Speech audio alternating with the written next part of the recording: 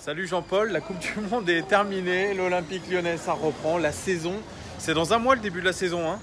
Oui. C'est dans un mois, on commence contre Amiens je crois. Mais là on s'apprête à faire l'International Champions Cup et on commence avec un match amical à Bourgoin contre Fulham.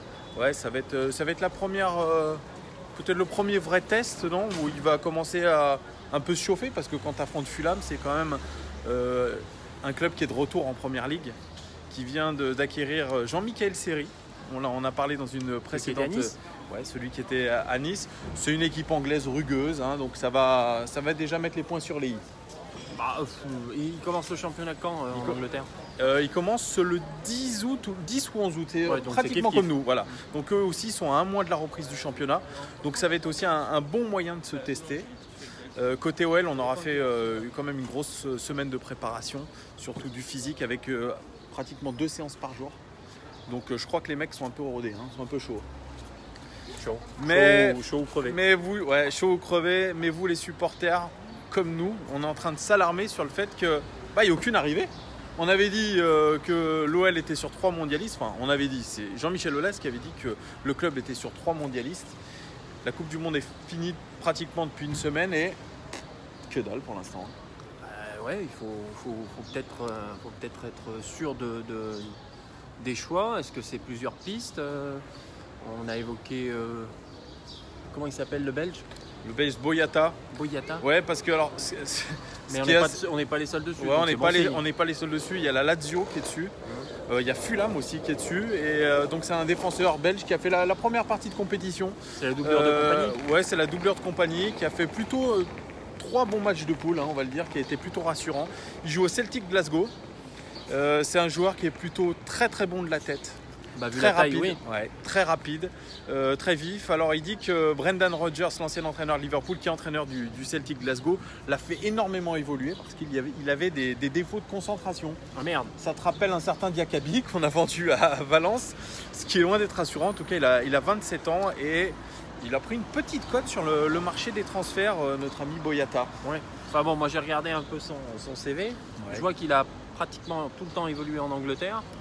Un joueur qui joue au Celtic, s'il veut vraiment progresser, a priori, il va en Première Ligue, non? Il va en Première Ligue. C'est plutôt logique. Il a plutôt un style Première Ligue. C'est vrai que la plupart des joueurs qu'on courtise, notamment Den Donker aussi, qui était un joueur belge, ils privilégient la Première Ligue parce que c'est des championnats très physiques. Et puis, ils aiment cette ambiance. Quand tu es au Celtic Glasgow, que tu vas te retrouver au Groupama Stadium. Ouais. Non, mais sans offenser les supporters lyonnais, parce qu'on a un super public, on a des super supporters.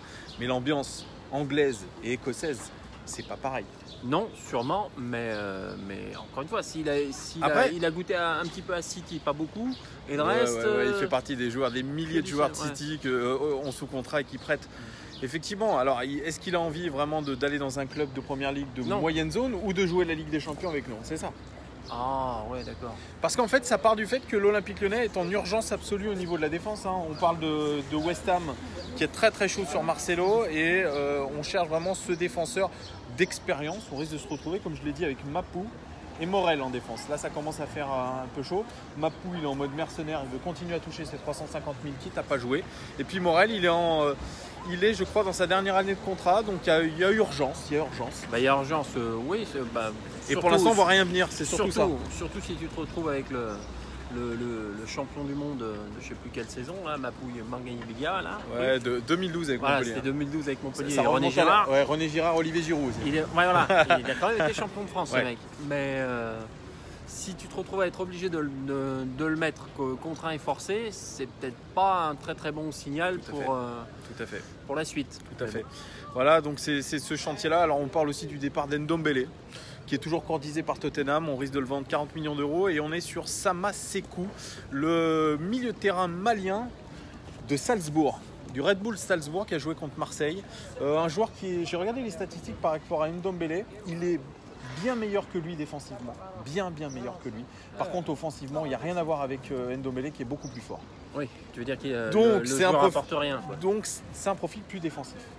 ça serait plutôt, moi j'ai envie de dire, une doublure à Lucas Touzard plutôt que un remplaçant de Ndombele. La fameuse doublure. La fameuse doublure. La fameuse doublure. On ne sait toujours pas vraiment si c'est pour le concurrencer ou si c'est simplement pour au cas où. Donc Samassékou, bon, c'est un bon joueur, mais bon, quand tu compares le championnat autrichien quand même au championnat français, bon, sans manquer. Non, Salzbourg, ils ont quand même fait une demi-finale de. C'est pas dégueulasse. Eux, ils ont fait une demi-finale. Oui. Bon, enfin, le championnat autrichien, c'est pas non plus des plus compétitifs. Je crois que c'est pas une bonne excuse. C'est pas une bonne excuse. Et puis au rayon rumeur, on est toujours dans cette défense centrale. Il y a Lucas Verissimo, le Brésilien dont on avait parlé, qui revient sur le tapis parce que on a tout simplement personne dans le viseur, ou alors c'est compliqué. Ouais, ou alors c'est que c'est discret. Je te cache pas que le Belge international qui a connu que les joies de l'Angleterre, ça m'étonnerait qu'il vienne à Lyon, à part si vraiment il est dans son raisonnement de dire je change de championnat, je joue avec des champions. C'est surtout ça la valeur ajoutée de l'Olympique Lyonnais. Oui, c'est la Ligue des Champions. C'est la seule. Et encore, attends, tu sais qu'ils sont en commission. L'UEFA va donner sa décision, tu sais, parce qu'il y a eu des fumigènes, il y a eu des actes racistes contre, je ne sais plus en quelle rencontre en Europa League. Et ben ça serait suspension de toute compétition européenne pendant 2 ans. Mais d'accord. C'est comme l'AC Milan. Ce serait le scénario catastrophe.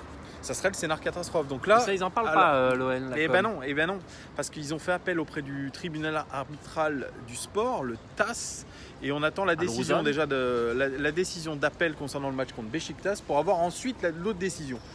Donc tu vois, c'est un sac de nœuds. Alors est-ce que c'est pas ça aussi qui bloque les transferts? Tu vois, ouais, je pense pas que ce soit suspensif. Donc tant que la décision n'est pas tombée, ils sont maintenus, ils joueront leur compète. On est d'accord. Ça, je veux pas te dire, j'en sais rien. C'est pour ça que c'est assez bizarre aussi. Voilà, et puis on n'a pas évoqué le dossier Fekir. Le dossier Fekir. Lequel? Le frère? Bah oui, le frère Yacine, qui, grâce à son nom, a intégré l'effectif pro. Non, on est peut-être un peu méchant là-dessus. Non, tu es méchant, j'ai jamais dit ça. Je l'ai pas vu évoluer. En tout cas, Bilon, notre capitaine qui est champion du monde, qui va présenter d'ailleurs la Coupe du Monde au premier match de championnat à domicile. Ouais, et je crois d'ailleurs c'est contre Amiens, donc ça sera le 12 août.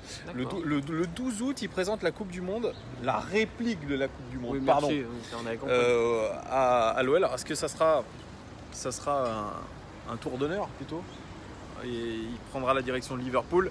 Alors certains sur Twitter ne sont pas d'accord en se disant que le mercato de Liverpool a coûté 192 millions d'euros et donc ça y est, il est clos. Ils vont pas en dépenser plus. Toi, tu penses que non? Non, moi je pense que non pour une raison très simple, c'est que je suis sûr qu'en cherchant bien, en farfouillant au fond de leur poche, ils vont trouver quelques 60 ou 70 millions à refourguer à Jean-Mi et que Fekir pourra se faire une joie d'aller jouer en Angleterre. Et si Fekir venait à partir, il y a un tweetos là qui est en train de nous donner une sacrée information. Il a ses sources, le garçon. Il nous disait que le remplaçant, il était tout trouvé, c'était Hatem Ben Arfa. Hatem Ben Arfa. D'accord. Il nous a dit, vous avez le droit de pas me croire, mais je vous dis de source sûre, c'est Hatem Ben Arfa qui est dans les tuyaux. Ce qui voudrait, bon, bah, ça serait pourquoi pas, parce que Ben Arfa n'a toujours pas trouvé de club. Il n'a pas trouvé de club, Est-ce que c'est parce que l'OL lui a dit, on attend le départ de Fekir et tel remplaçant? Franchement, ce serait assez énorme. Même si sur le fond, je suis pas certain qu'un retour à la Casa soit toujours une bonne idée de retourner avec ses ex. Mais bon. En tout cas, je serais très content parce que c'est un joueur que j'ai toujours apprécié. Je crois qu'il est vraiment capable encore de fulgurant. Donc j'ai envie d'y croire. J'ai encore envie d'y croire. Qu'il ait fait une saison blanche. J'ai envie d'y croire. Ben Arfa, ça restera toujours le talisman.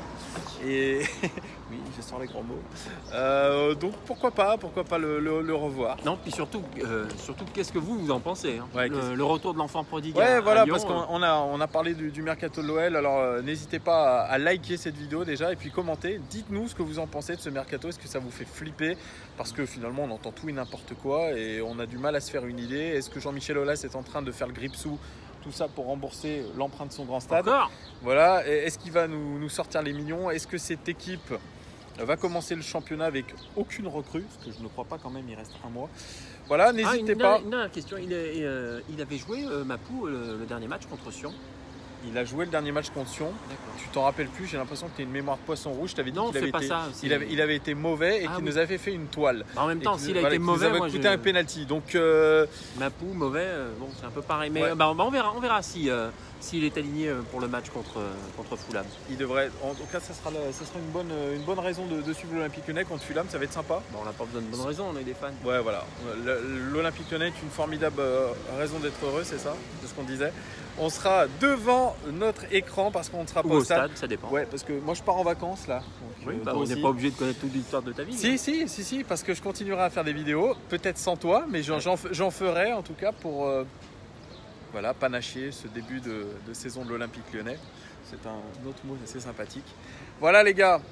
Rendez-vous au match contre Fulham, on va débriefer tout ça et puis tenons-nous au courant de l'actualité des transferts de l'Olympique Lyonnais. Nous étions sur l'OL Fan TV avec mon pote Jean-Paul Ferreira. Je vous dis à très très très bientôt, on change de décor.